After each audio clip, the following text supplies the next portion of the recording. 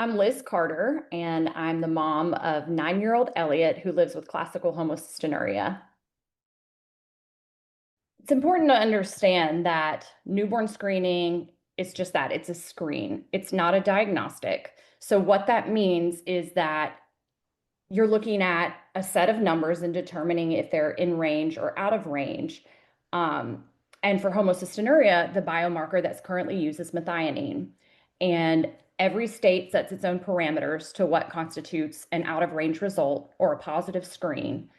So some states, may have their cutoff for a positive screen very high, some are lower, some in between. So depending on what state you live in, you're not going to necessarily be screened using the same parameters.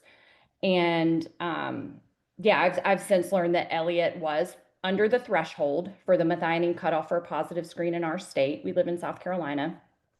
And yeah, I've also learned that methionine is just not a very good and reliable marker.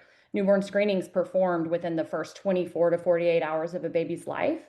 And methionine is actually something that we get, it's an essential amino acid we get through foods.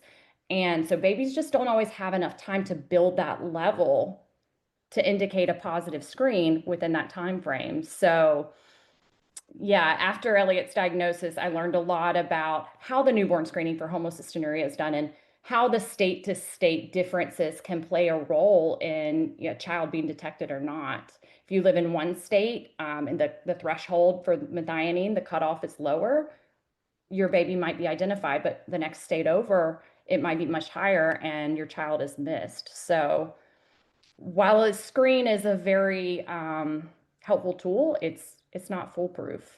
And we found that out with Elliott.